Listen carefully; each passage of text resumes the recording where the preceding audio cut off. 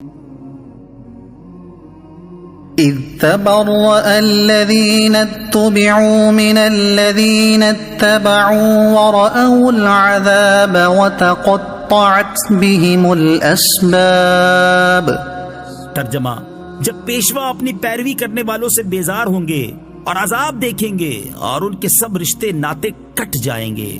اذ تبرأ الذین اتبعوا، جب پیشوا بیزار ہوں گے۔ تفسیر صراط الجنان میں ہے یہاں قیامت کے دن کی منظر کشی ہے، جب مشرکین اور ان کے پیشوا جنہوں نے انہیں کفر کی ترغیب دی تھی ایک جگہ جمع ہوں گے اور عذاب نازل ہوتا ہوا دیکھیں گے تو ایک دوسرے سے بیزاری اور نفرت کا اظہار کریں گے۔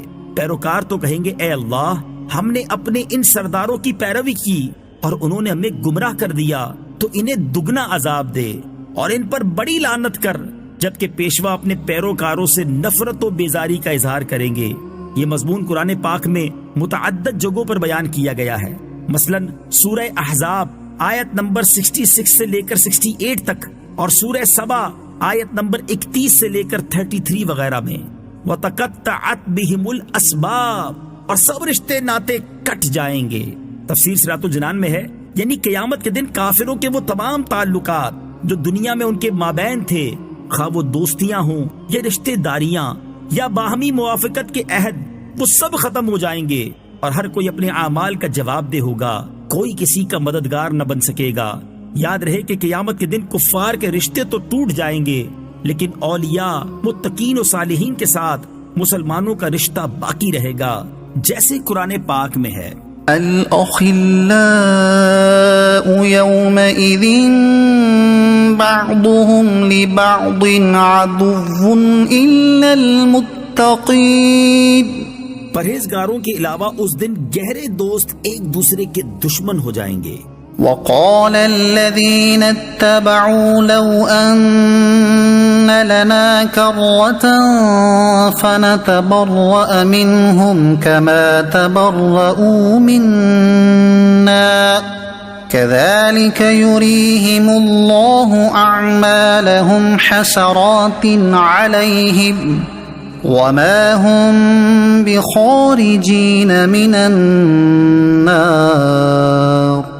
ترجمہ: اور پیروکار کہیں گے اگر ہمیں ایک مرتبہ لوٹ کر جانا مل جائے تو ہم ان پیشواؤں سے ایسے ہی بیزار ہو جاتے جیسے یہ ہم سے بیزار ہوئے ہیں۔ اللہ اسی طرح انہیں ان کے اعمال پر حسرت بنا کر دکھائے گا اور وہ دوزخ سے نکلنے والے نہیں۔ لو ان لنا کرہ، اگر ہمیں ایک مرتبہ لوٹ کر جانا مل جاتا۔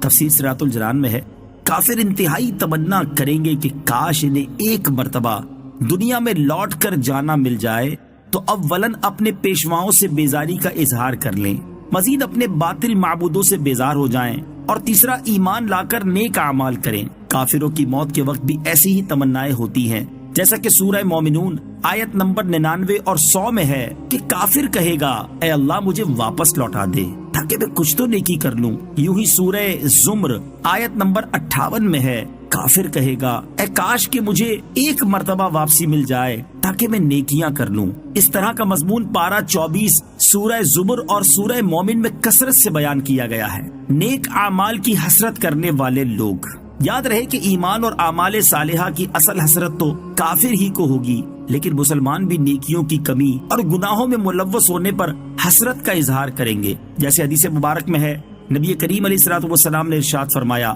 ہر مرنے والے کو افسوس و ندامت ہوگی۔ صحابہ کرام نے عرض کی یا رسول اللہ صلی اللہ تعالی علیہ وسلم کیا ندامت ہوگی؟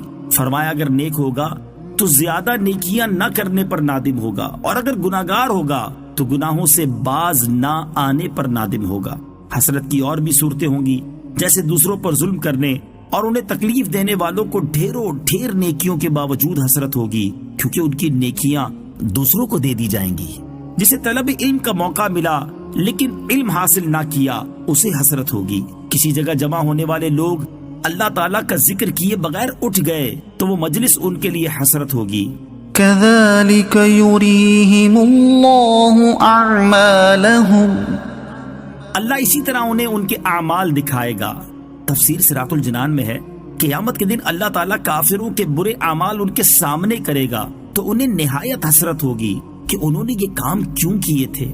ایک قول یہ ہے کہ جنت کے مقامات دکھا کر ان سے کہا جائے گا اگر تم اللہ تعالیٰ کی فرما برداری کرتے تو یہ تمہارے لیے تھے، پھر جنت کی وہ عالیشان منزلیں مومنین کو دے دی جائیں گی